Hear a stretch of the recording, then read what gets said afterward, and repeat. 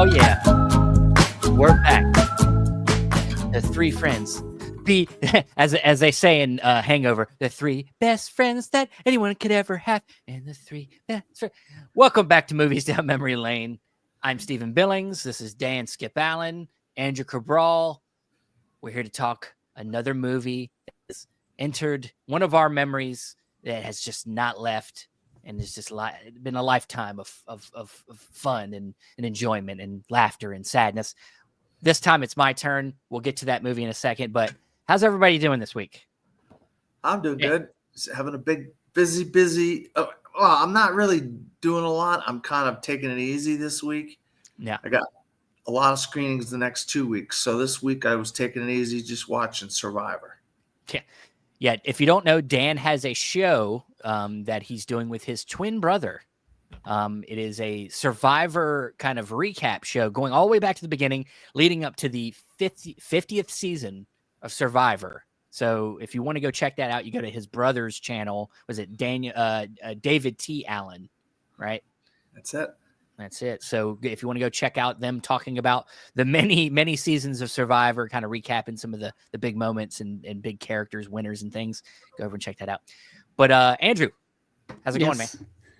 Going well. So it is, the 4th of July weekend here. So a lot of people are out celebrating, I would say. A lot of fireworks going off. Yeah, I was going to say, if you hear any shots going off, it ain't somebody trying to get to us. It's probably people celebrating more. There is, from last night being the 4th, from like 8 o'clock to like 2 in the morning, just constant fireworks everywhere. So if you hear them, that's what it is. And the dog barks because it wonders what the heck is going on.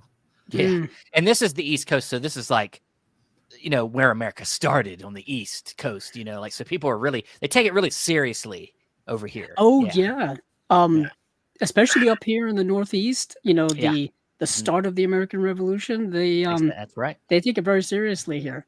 I think we have the oldest 4th of July parade every single year. That's in Rhode Island. It's been around for like hundreds of years or however long.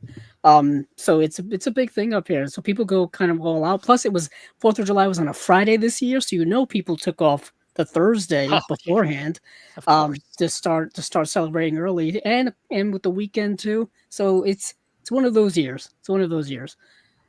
Has nothing to do with what's going to be happening here on Movies Down Memory Lane, but just an interesting. Okay. We're friends. Hey, part of this show is not only talking about the movies we love that have had an effect on us, but just having our little friendly talk every couple weeks. Right. And yes, stuff going on here in the Chasing Labels world. We will have the new fresh episode Monday.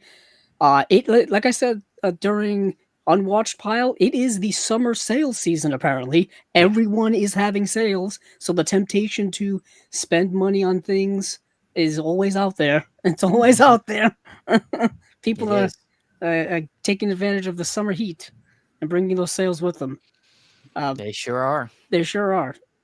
And so keep up with that. Go over to watch Andrew's. He's going to be recapping a lot of Vinegar Syndrome stuff on that episode, a lot of stuff that's been announced recently. And on top of that, before we get into our film for this episode, merch store I've been advertising a little bit is going to be dropping soon. I'm working on, I want to get a few more samples in to make sure that everything's looking kind of tight. I want to make sure it's looking good. So I'm waiting for a few more things to come in the mail, but I do got a couple things here. This is another version. This is another color of the Chasing Label shirt here. I like that color. And the back has got the catchphrase, of course, that me and Andrew used to say. And Andrew still does it on his own, but keep on watching them movies is on the back. So I'm hearing fireworks. Sorry. I was wondering what the noise really? was. Already? I heard a noise and it almost sounded like somebody banging on a door in my house. And then I heard it again and it was fireworks. So we got that. And then another thing I posted on it the other day that I got in the mail was this mug that is kind of one of the official, because Chasing Labels is going to have its official merch through this, but the product line is called B-Roll Bandits. So this is one of the first B-Roll Bandits things here, and it's a Michael Bay mug. Michael Bay kind of day is the slogan on here, the catchphrase on here, and it's got a guy that kind of looks like Michael Bay, walking away from an explosion with robots and helicopters and cars, which is does a that's lot. Michael Bay in a nutshell. Yeah. So, drinking my coffee with that tonight. And we got a lot more other things that I've got designed that I'll be releasing periodically as I quality check them and stuff like that. So, but yeah, so that's it for the housekeeping. And so let's get into this show this week. So this week it is my pick, and I was really excited to do this. I've been like, as soon as I thought about this one, I was like, God, I can't wait to talk about this movie, because it's been honestly maybe a few years since I even watched it, which is kind of weird because I used to watch this so much. I used to watch this film routinely. And that is the 2007 film Disturbia, directed by DJ Caruso, starring Shia LaBeouf.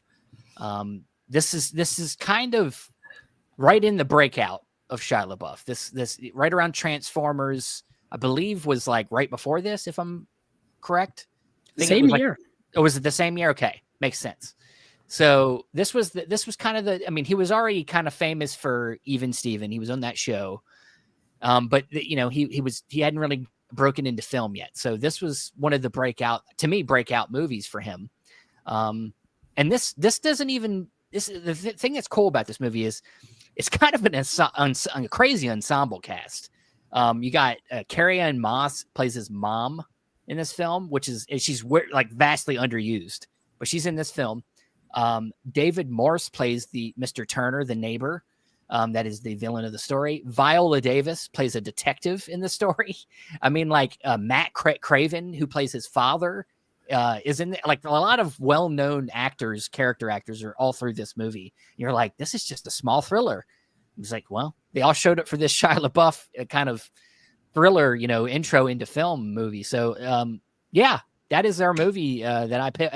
Because to me, for a lot of reasons, this movie is important to me. Not only did I really love this movie when it came out, and it really made me like take interest in wanting to see what went forward for Shia LaBeouf, because I thought even in this movie he shows a lot of ability. But the introduction to kind of a filmmaker for me in a way. We'll get into that. But before we do, let's talk to the guys. So tell us about your feelings on Disturbia. Dan. Yeah, well, I mean, I'm a huge Alfred Hitchcock fan, so you're jumping the gun on me, but okay. All right. Well, I mean, that's what I have to go off of. I'm sorry. I'm a massive fan of Rear Window, and when I heard about this, the synopsis of this, and then I went and I watched it, I was like, oh my God, this is Rear Window in a nutshell. It's a modern take. Christopher Reeve did a version of Rear Window back in the 90s, and it wasn't that good. But, this now was a great update to Rear Window for me. And it really, like, when you do remakes of classic films, not that classic films need to be remade, this is the kind of thing you do with a classic film remake. You don't copy it scene for scene like Psycho, what's his face did for like, come on, Gus man. Van Sant. Gus Van Sant, what are you doing, Gus Van Sant? Well, I think like I agree with you to an extent, but I think that movie was an experiment. Yeah, it was an experiment for other reasons other than trying to be something that sells. It didn't need to be color. Psycho did not need to be color. Part of what was great about Psycho, it was in black and white. Colorizing. I think the colorizing was part of the experiment. Yeah, it didn't need to be colorized. But we can get into that discussion. Yeah, that's another whole discussion. But yeah, this is, I mean, you get a young star who's on the rise. He did Holes, Transformers, and then this, and it was like he was starting to come up in the industry. And you had some really good, like you said, good character actors like Carrie-Anne Moss, which you didn't see her in a lot of different things. David Morse was kind of before the really where he started doing more stuff. He really still hasn't done a lot in his career. If you look at his, he's done a little bit of that. He was in George Washington and John Adams. That tells you that even somebody like even somebody that does not do a lot of work, but when you do see them and you Yeah. recognize them, and it tells you that everything they do is like, Well, you recognize him, you say, hey, he's doing that's good David work. Morse from Disturbia. You know what I mean? I mean, honestly, when I think of David Morris, I actually, funny enough, I don't know why, but was it the 16 Blocks? I think about 16 Blocks for some reason. Okay. I don't know why, but it's the movie I think about when I think about. I love him in this. And I love him as George Washington and John Adams. You know, those are the two that I always think about with him.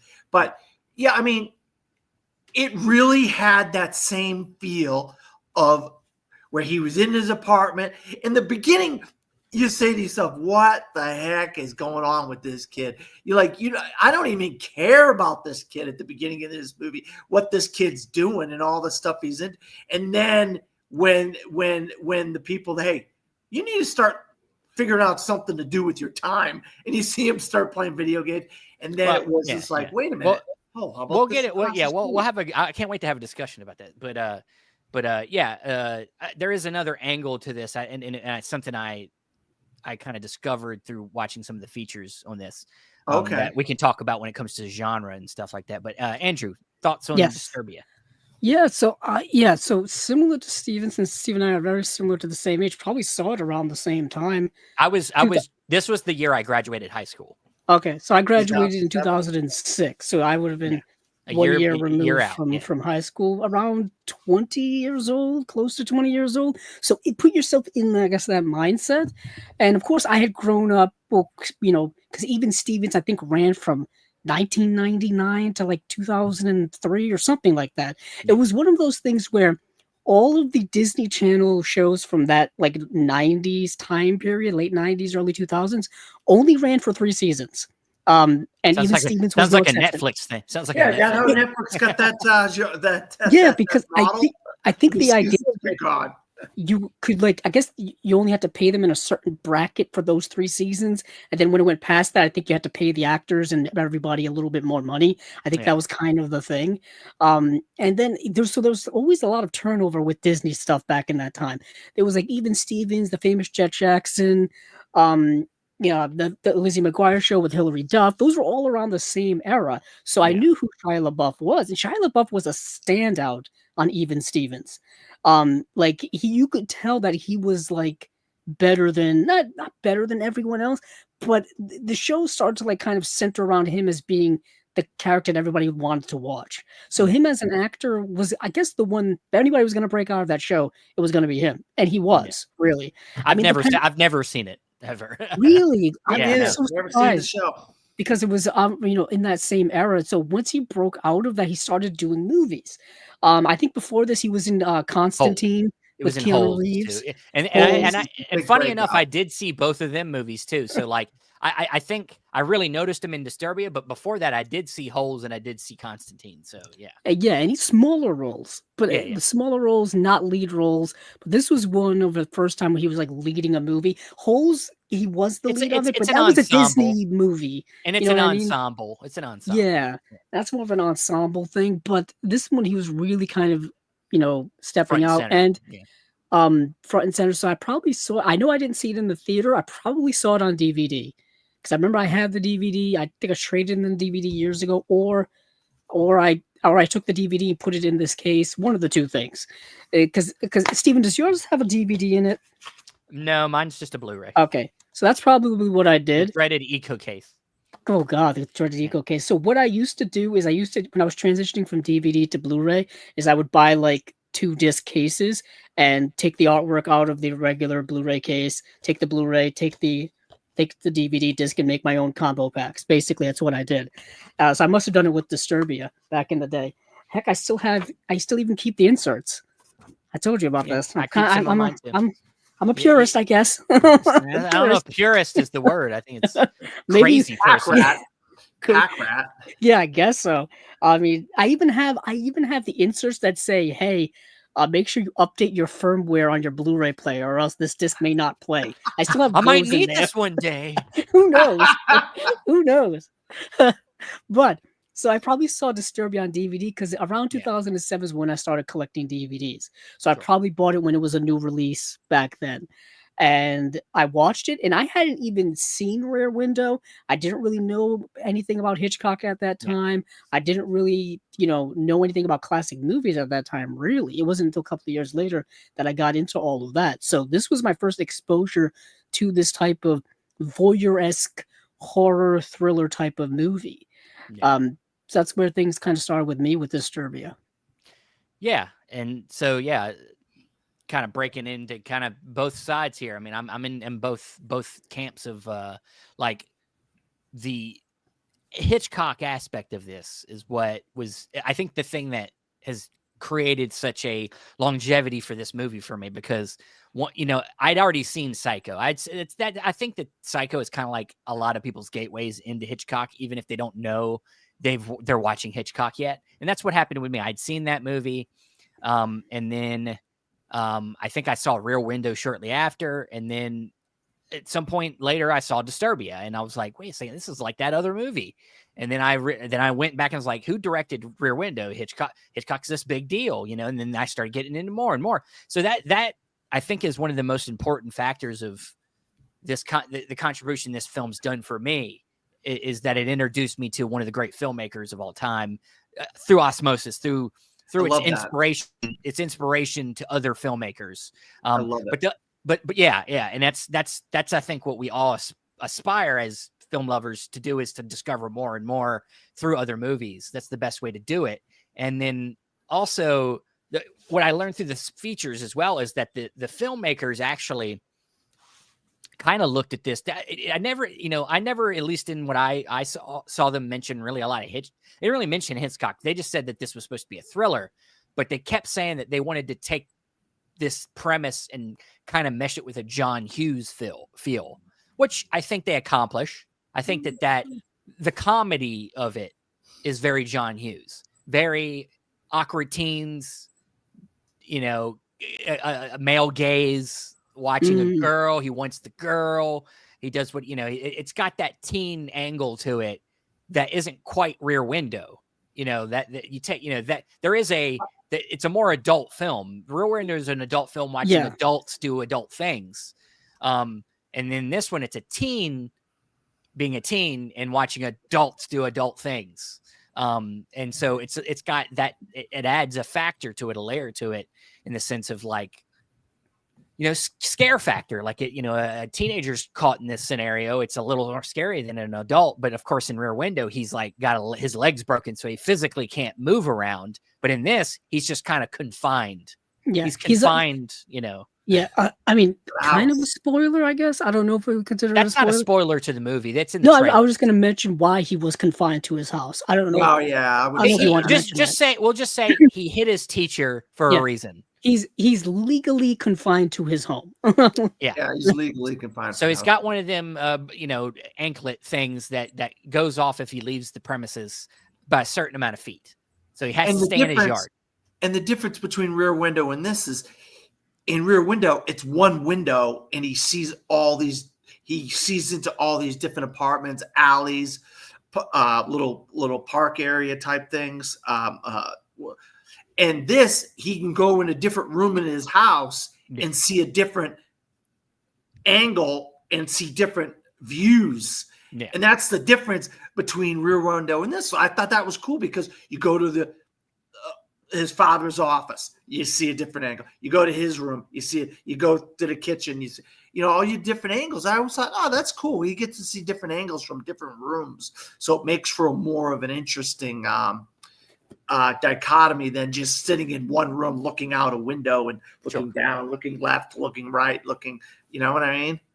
Yeah, I mean, I think Rear Window is a little bit more segmented. Like you can have a moment, and then you can cut, and then you can be like, this is the next day. Yeah, they don't quite do it like that in Disturbia. It's a little more smoother. It's a little, there is like one good montage in the movie where they like the beginnings of this whole suck at the house starts to get to him. He gets that cabin fever of not having, his mom cuts his iTunes, he cuts his his Xbox Live off, and so he's getting bored. What a reference to 2007. I was going to say, this is before all the advantages of the technology. It was like on the cusp. You know, like there were no Pyramid of streaming, Twinkies. no yeah, much of that. Like the internet back then was kind of just used for like online gaming, and then of course surfing the internet.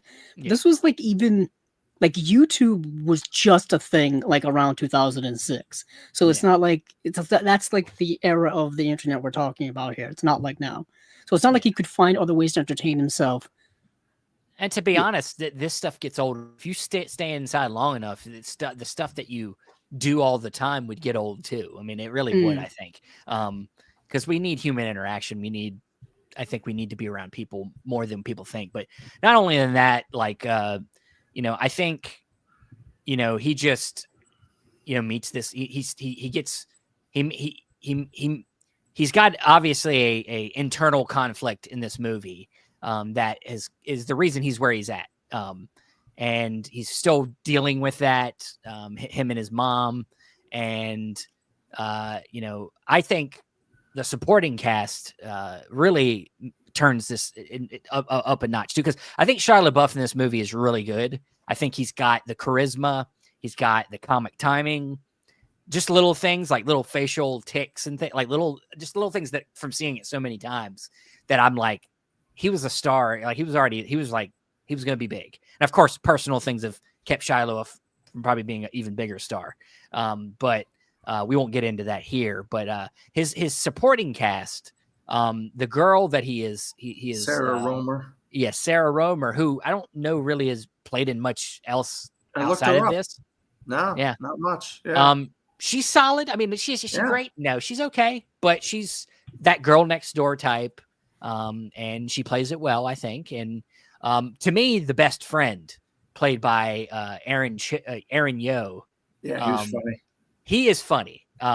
They must have been doing some ad-libbing in there, because there's just a lot of the one line he says in the movie I still say today, when they're trying to talk to the girl about who the neighbor they think is killing somebody, and they're trying to explain it, and he's like, it's everything fits together, it's cohesive. It's when I heard that word cohesive for the first time, and I was like, cohesive, huh? And then I started using cohesive a lot. But he was also involved in a whole nother technique within the context of the movie, and that's what's it called with Blair Witch Project and Paranormal Activity.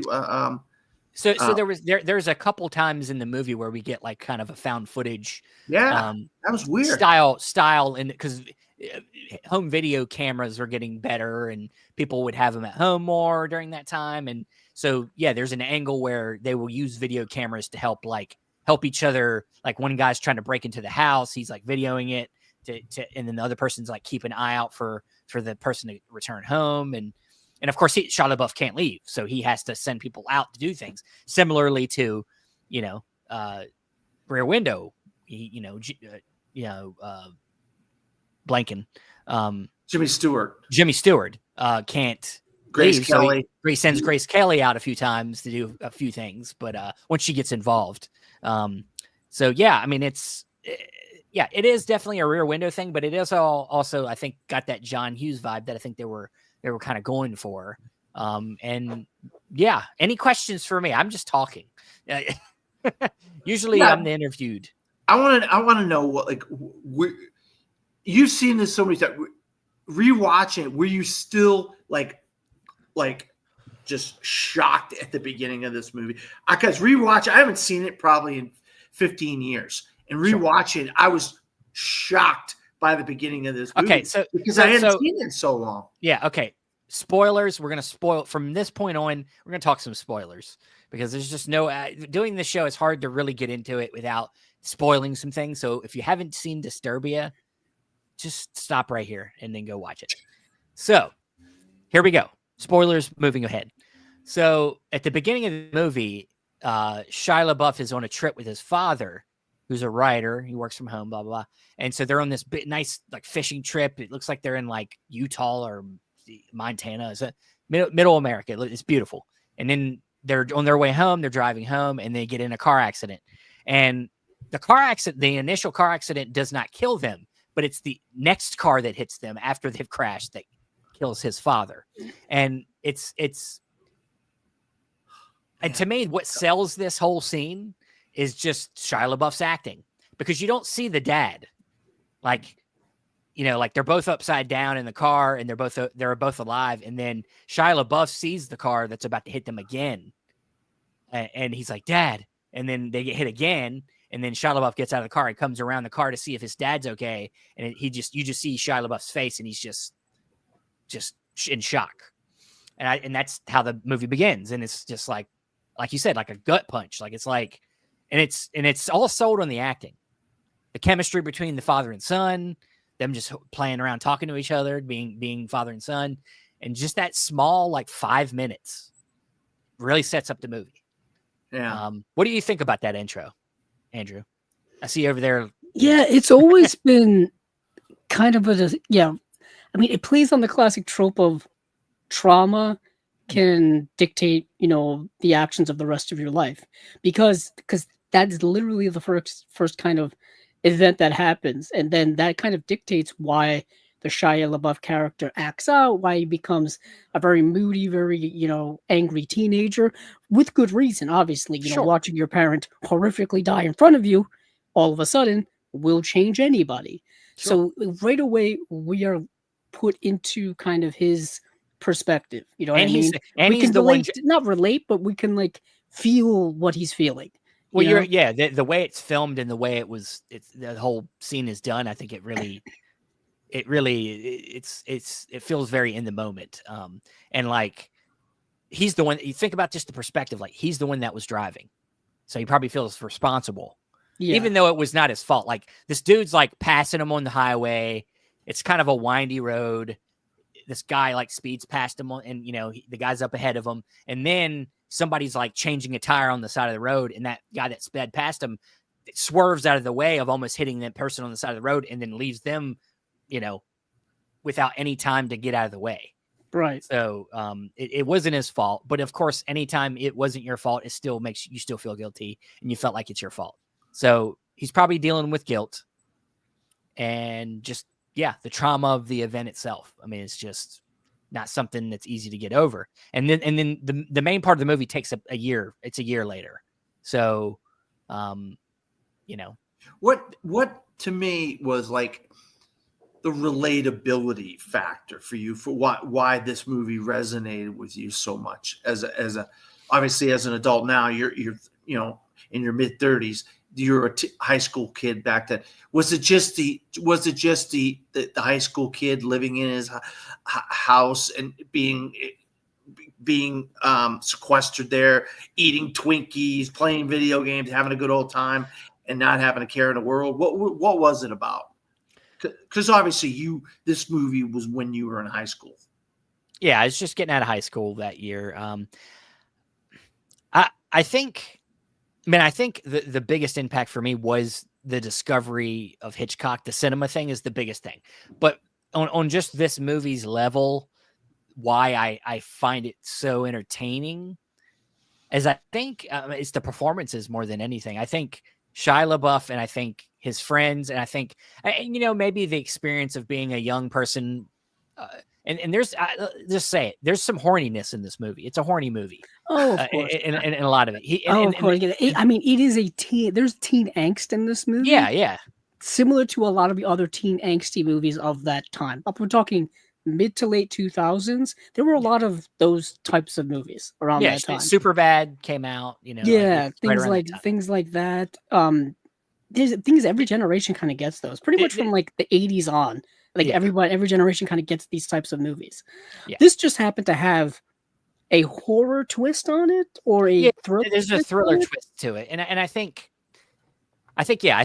just the genre meshing for me was appealing, but like I think it's the characters that were appealing. I think a lot of times for me, early films that are not, maybe they're not the greatest. This is like a 3.5, 4-star movie. It's not greatest movie ever. But it connected with me. Most of the time, these movies connect with me because of the characters. So I really liked. Now, some people will say, well, because I've even read this from some reviews, he does a lot of creepy things. He's creepy in this movie. He's like just like looking at her and like creepy and kind of, look. Sure, you can take that perspective, and I can understand that. put But yourself in the mindset of someone that age. exactly.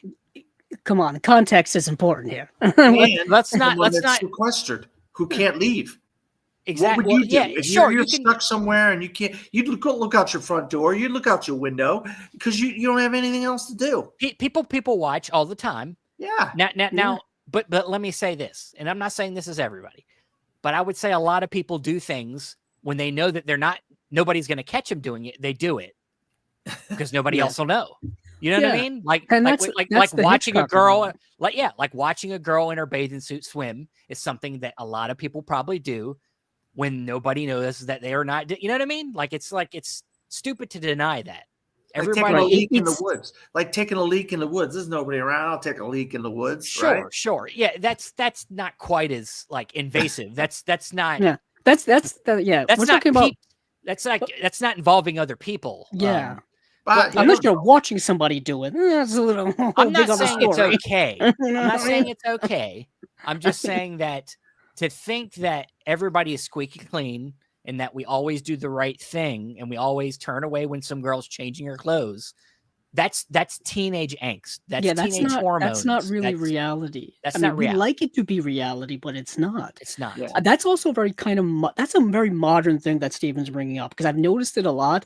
I'm on the internet like 15 hours a day, so I read all kinds of stuff. But Super healthy. Yeah. yeah, not really. But like, there's this kind of modern perspective when watching movies that we want our main characters to be like squeaky clean. We want our main characters to do all the right things, say all the right things, make all the right decisions. Well, And when they don't, that's what people people kind want. of freak out about it. But that's what people want in people in reality. That's the Yeah. problem. That not even just movie characters. That's our celebrities, our people that are in the spotlight. Everybody has to be squeaky clean or they're fucking canceled for something. You know Yeah. what I mean? Right. And That's and the reality is life is not, black and white. Life is not, one side or the other. It's very gray.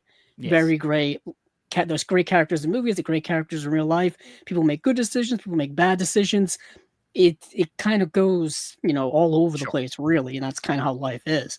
Yeah. So movies kind of reflecting that makes them a little more accurate to reality. Now, people want to make the argument that movies are not supposed to be reality; they're supposed to be, fantasy and whatnot. That's a whole big That's thing. not.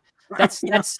I would never look at movies, and this is a debate me and Dan have had. We've talked about this. This is a whole other subject. I would never look at movies as being something that should be looked at as like fact or but like they're supposed to reflect our reality, and so they're inspired, and we try our best to reflect our reality as best we can. So when a movie decides to take that stance to be like, look, it's okay to see this teenager kind of being creepy. I mean, we are creepy. We're being led by hormones. We're being led by things that we're not thinking with our brain. We're not thinking about whether this is right or wrong. Now, there are moments where he looks and he's like, and then he goes back and he's like, okay, I want to look, and that's being a kid. That's being.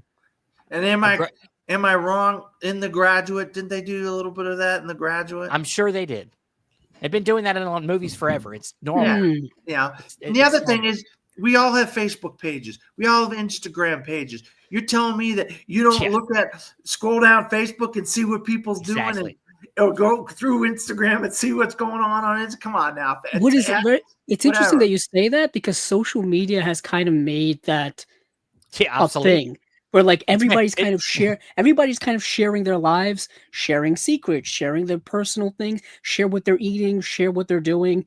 So like we can't help but like kind of peek into other people's lives. I can't even be creepy anymore and watch you do that. You're just gonna post it.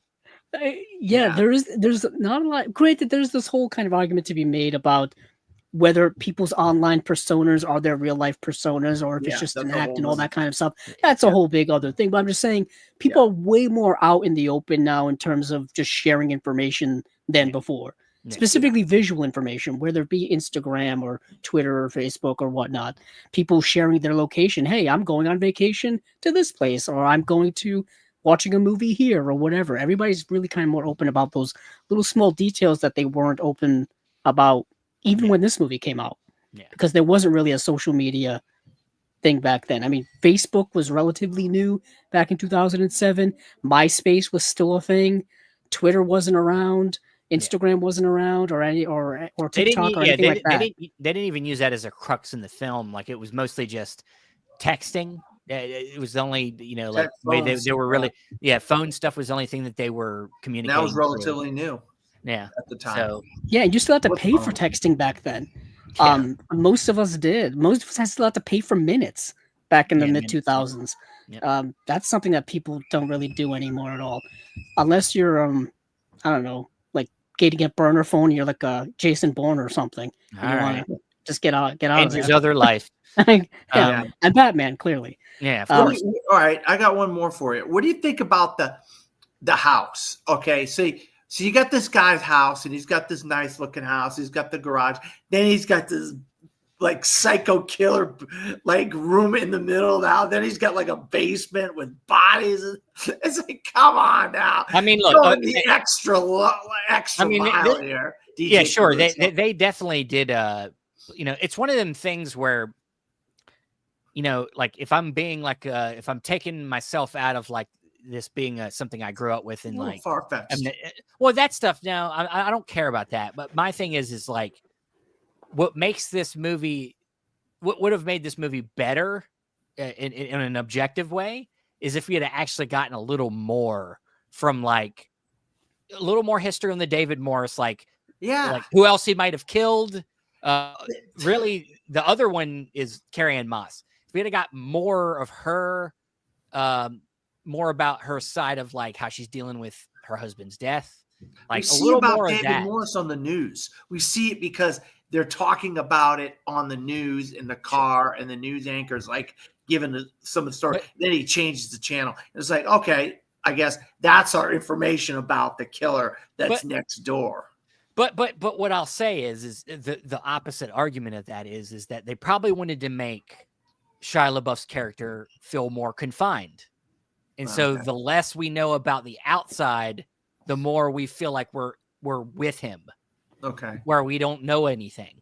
So if the more we know, the more it doesn't feel like we're seeing the story through his eyes. So I think that's probably why they didn't give us a lot of info. And so when we get sent down the maze of like into his house and then through a secret room into a underground fucking maze death trap, it's like a surprise. You're like, son of a bitch, that was in our neighborhood. Like it probably could have been a little bit more elaborate and it would have been more effective. And that was all probably on a set somewhere. Sure, probably. But the characters, to get to the base of that first question, like the characters, I think what have stuck with me with this movie, and have made me like go back to it multiple times is that I look at them as very somewhat relatable, but also just fun people that I would want to spend time with over and over again. Shia LaBeouf's characters, I just think the comic timing between him and his friend are just gold. And I just have a good time watching it every time. I don't know.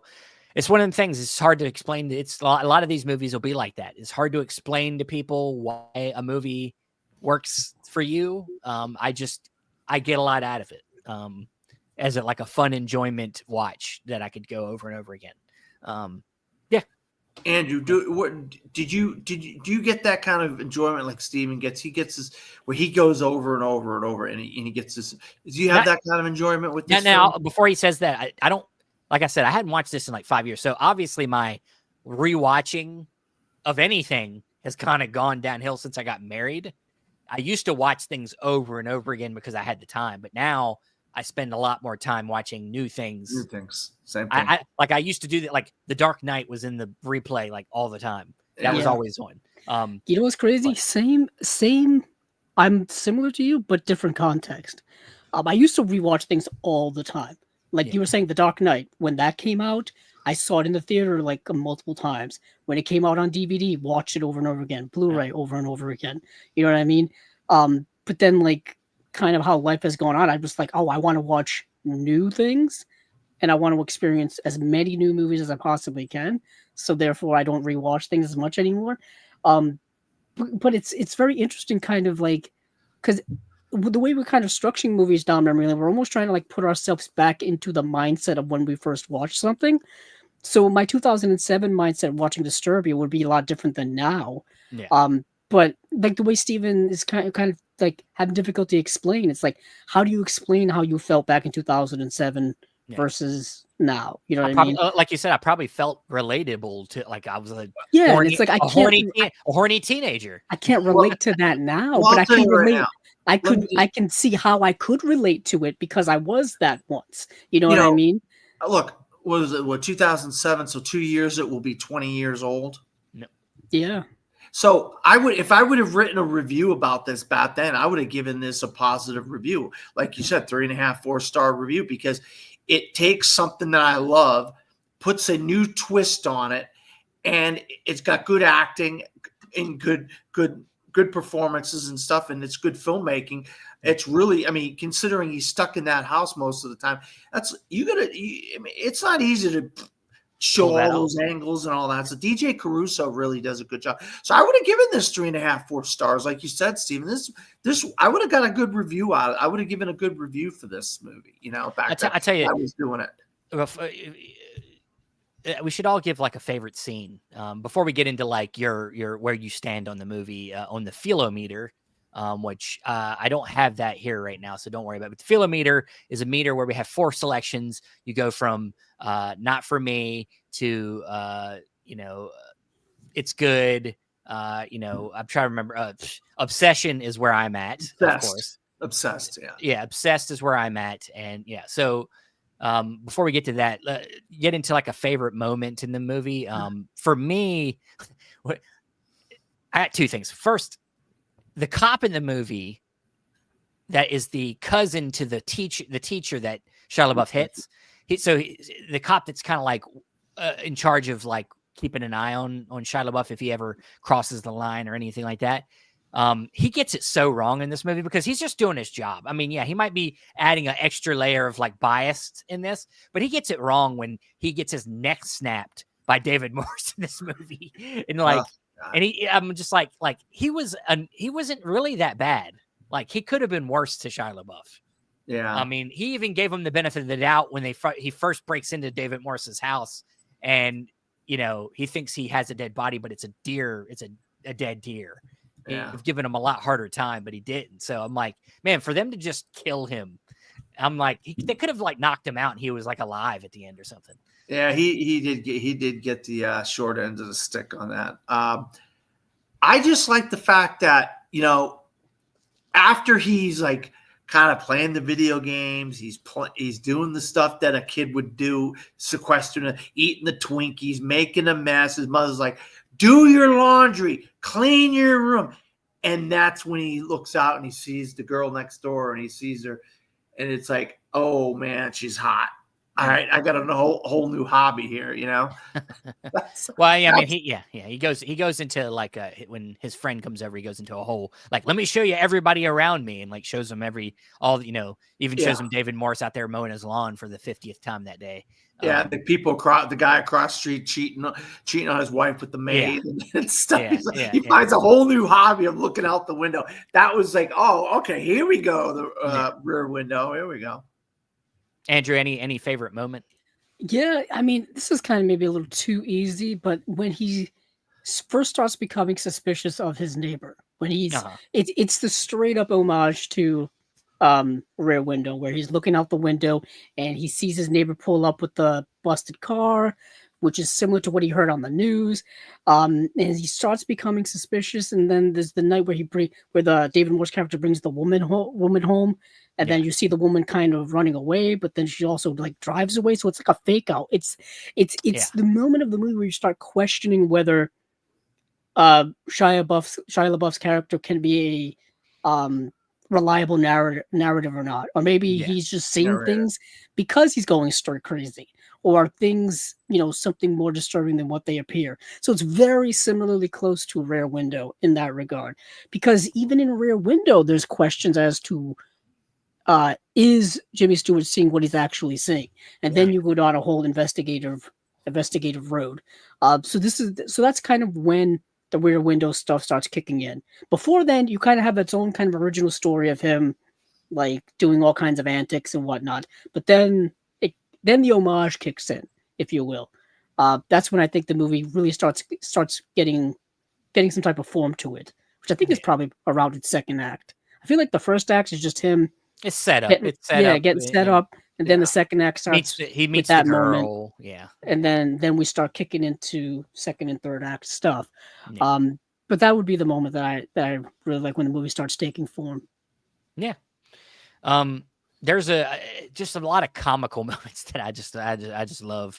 I mean, there's a moment where like there's these kids in the neighborhood that they know that he's stuck inside, so they know he can't leave, so they keep fucking with him, and so like they put a bag of shit on fire on his doorstep, and he goes for it, he steps on it, and he's got shit all over his, and so he runs after him for the first time, forgetting that he can't leave, and then he doesn't quite get back to the yard in time.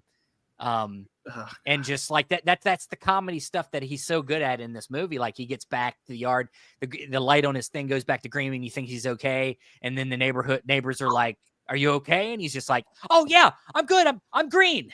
They don't know what he's talking about. And yeah, just little things like that. Just little bits.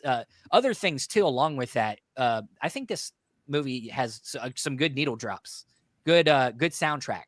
One of my favorites, and I put it in the kind of advertising for this episode. Kings of Leon have one of their early songs, "Taper Jean Girl," which is one of my favorites in the soundtrack. It's I think not only in the movie but in the closing credits. So, but they got other songs like they got some Chuck Berry in there. Of course, Afro Man's "When I Get High" is in there. That pops up when he's like stuck in his room and he has nothing to do, and you hear that on, and you're just like, yeah, that's a perfect song for a kid at that time. Perfect. That's the literal first song that's referenced on IMDb. When you go to the page for Disturbia and you go to soundtracks, it's the first song that's referenced there. Exactly. That song was played. It's perfect. It's perfect. That song came out when I was in middle school, in like 7th or 8th grade. Yeah, Afro Man was pretty. He was big at that time. Yeah, and that song was played for years later, and it was referenced years and years and years later. So it's kind of like a one-hit wonder. But Kevin Smith helped that song. Probably. He's got a couple songs. Colt 45 too. Yeah, there's another one. Yeah, Colt 45, 2 zigzags, baby. I remember that song. That's a good one too. But so yeah, I mean, guys, I want to know where you're at. I'm obviously obsessed with this movie. I love this movie for whatever reason. I just love it. Where are you guys at? What's the 2 in front of obsessed? I forget. That's where I was forgetting. Let me see if I can bring it up here.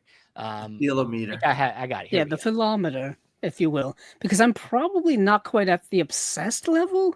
Me neither. If you want to, I wouldn't expect you to. I don't think I would expect anybody. Yeah, if you would have asked me this in 2007, I would have been upset. I respect it. Good stuff. It's good stuff. I think it's good I'd stuff. say good stuff. I was going in with probably I respect it, and probably I went up to good. It's good stuff. Actually, I may have went in with good stuff and still on that good stuff. The reason why it gets me to good stuff is because it's rewatchable too. Yeah. You know what I mean? Like it's not a long movie, so it's not hard to rewatch in terms of a time commitment.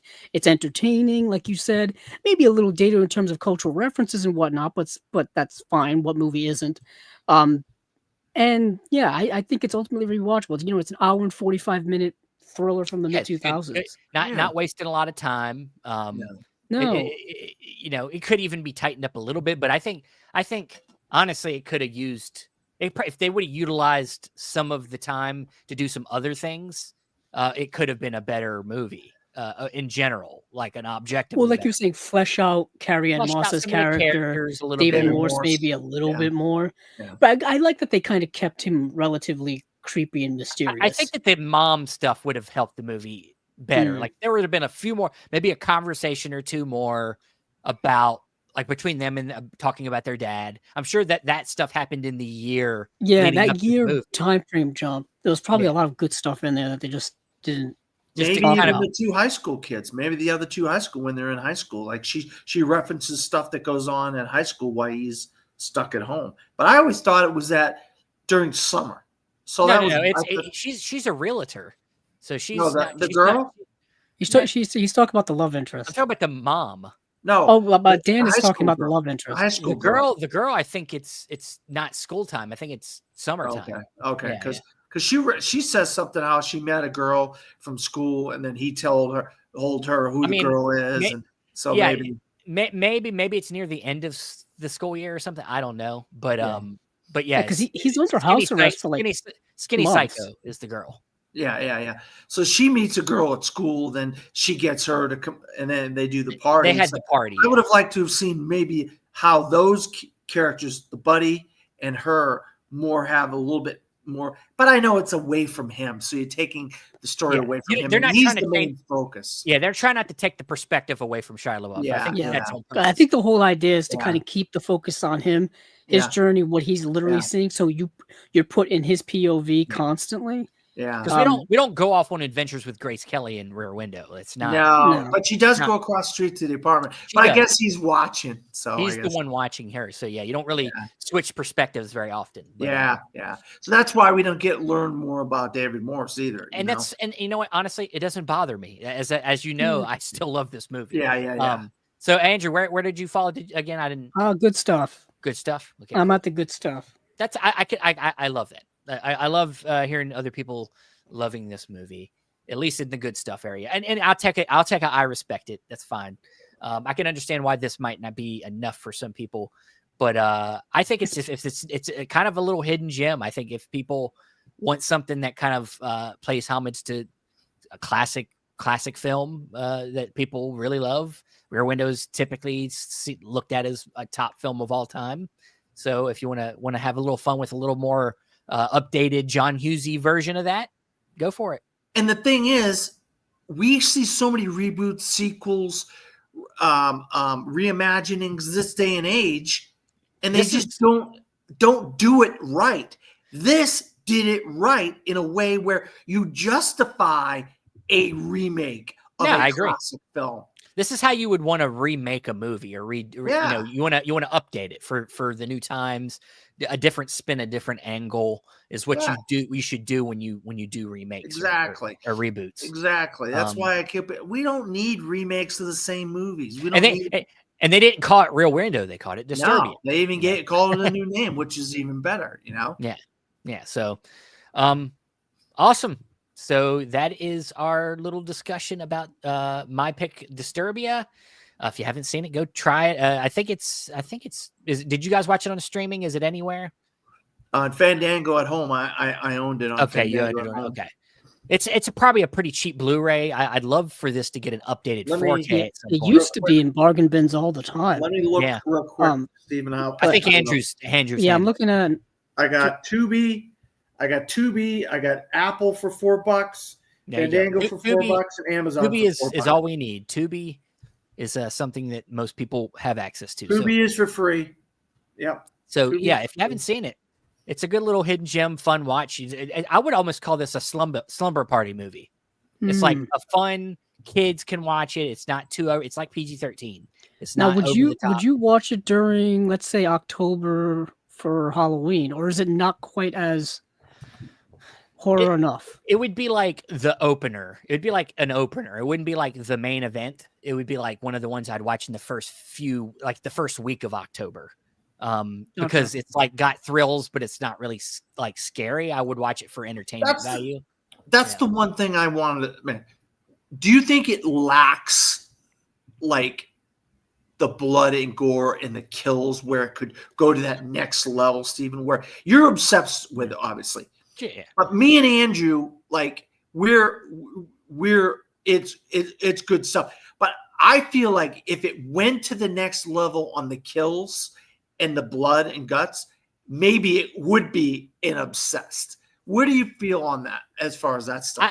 Just like Rear Window, we didn't have to go that far with that movie either. Okay. We love that movie. I think that would have been distracting. I think that if we would have gotten more violent, it would have just been an unnecessary, like it would have just been for the shock value. It wouldn't have played much of a, because this is such a suspenseful, more of a suspense film and not about brutality. Because that's the thing is when we have movies like that have a lot of violence, we got to remember that violence is put in the movie for a reason.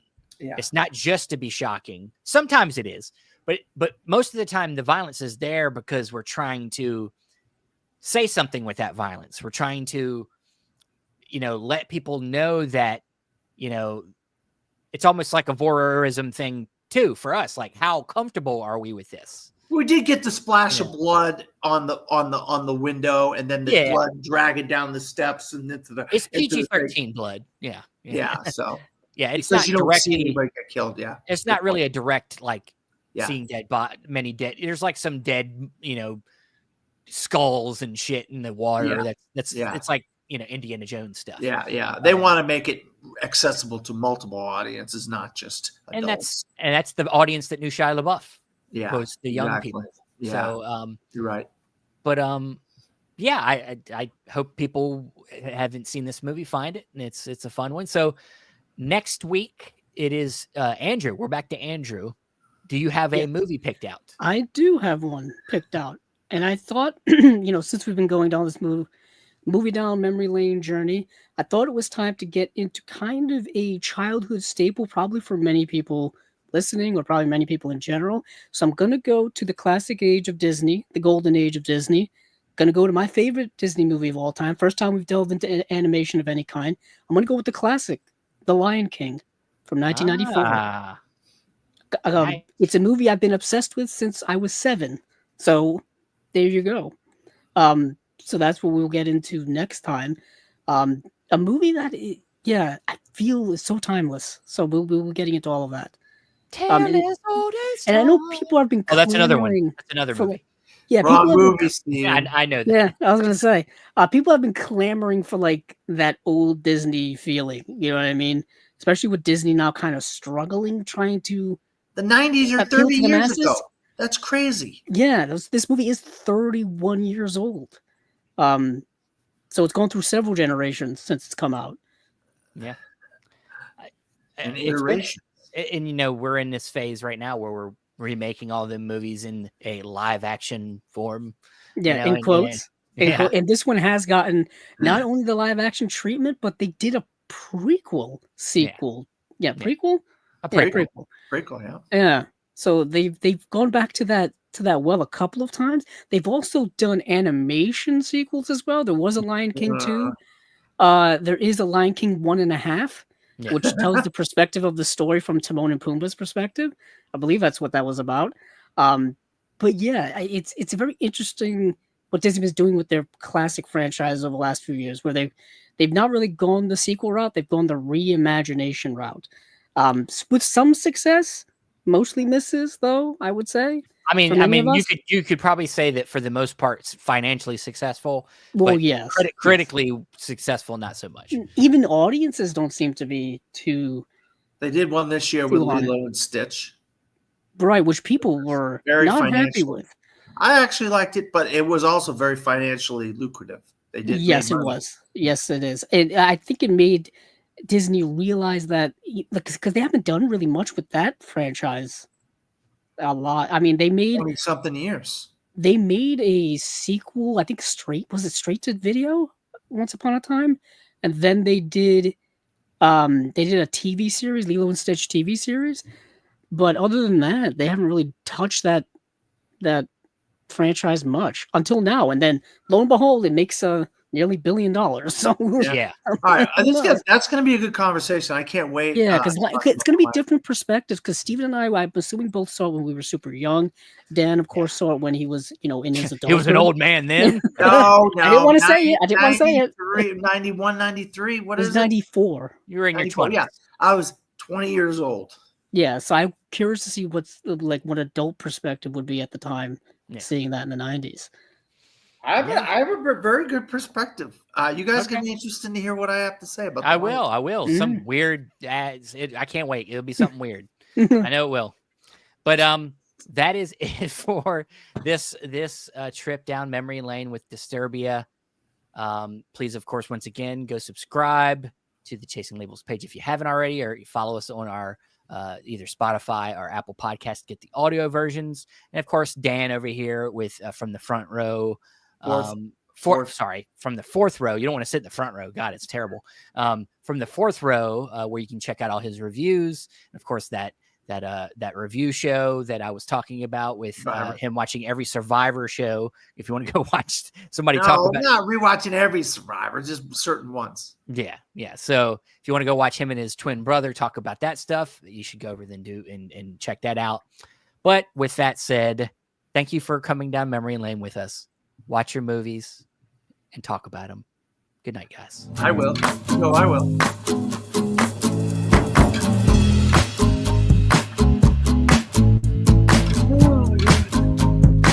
You ruined that, man. Thank you.